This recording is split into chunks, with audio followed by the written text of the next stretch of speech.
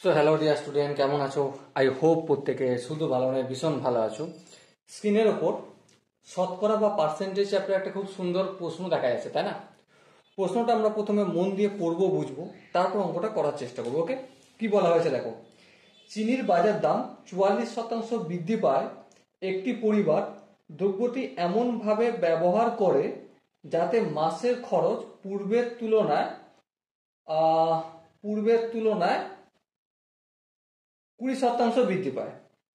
যদি পরিবারটি পূর্বে মাসে 18 কিলোগ্রাম চিনি ব্যবহার করতেন, তবে বর্তমানে ব্যবহৃত চিনির পরিমাণ অপশন এ আছে 14 কেজি, অপশন বি আছে 15 কেজি, অপশন সি আছে 16 কেজি এবং অপশন ডি আছে 10 কেজি। ওকে, তাহলে দেখো কোশ্চেনটা তো আমরা ডেফিনেটলি করবই। এখানে করার আগে একটা কথা বলে রাখি, আমরা পূর্বে চিনির দাম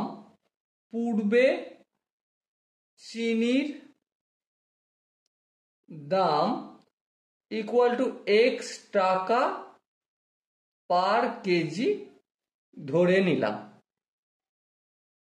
ওকে, আই হোপ এখানটা বোঝার মতো কিছু নেই, এখানটা যা ধরেছি। এবার একটা জিনিস বলো, পূর্বে কতটা চিনি ব্যবহার হতো?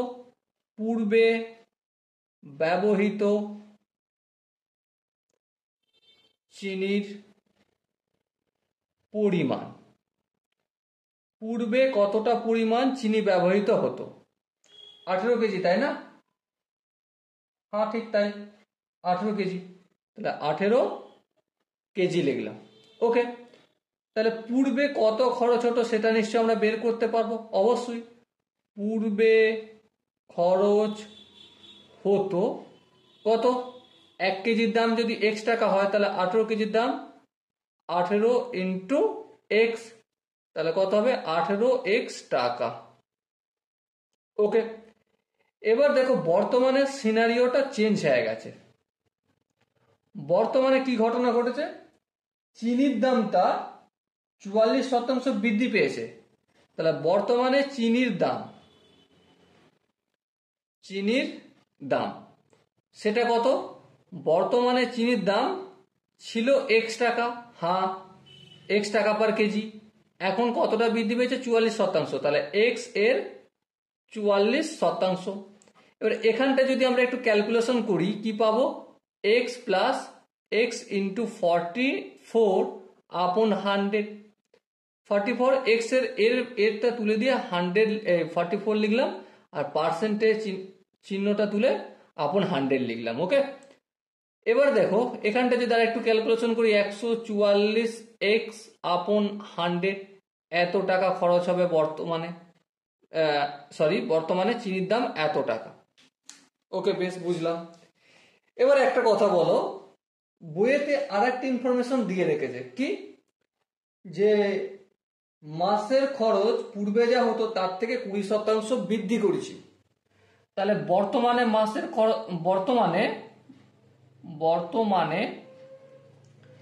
মাসিক খরচ কত? মাসিক খরচ কত? পূর্বে কত খরচ ছিল? 18x টাকা।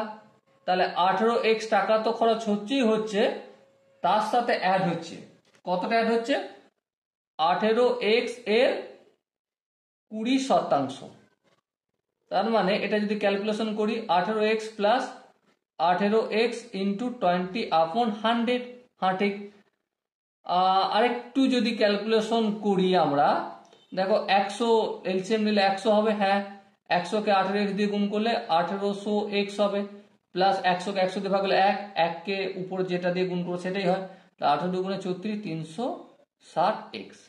আরেকটু যদি ক্যালকুলেশন করি, 1800x এর সঙ্গে 360x যোগ করলে কত হবে? 2160x আপন 100 টাকা। ওকে, এখানটা বোঝা গেছে। এরপর যে জিনিসটা বোঝাবো সেই জিনিসটা ধ্যান দিয়ে একটু শুনতে হবে। সেটা কি? সাপোজ তুমি বাজারে গিয়েছো। কোথায় গিয়েছো? এইটুকুনটার মধ্যে বুঝিয়ে দেবো, বা আমি এখানটার মধ্যেও বুঝিয়ে দিচ্ছি, সুবিধা যেখানে হবে। সাপোজ তুমি বাজার গিয়েছো, হ্যাঁ তোমার মা তোমাকে 10 টাকা দিয়েছে। ক টাকা দিয়েছে? 10 টাকা দিয়েছে। বাজার গিয়েছো, 10 টাকা দিয়েছো, 10 টাকা তোমার মা দিয়েছে, তুমি আলু কিনে নিয়ে বাড়ি ফিরেছো। কি কিনে নিয়ে? আলু কিনে নিয়ে।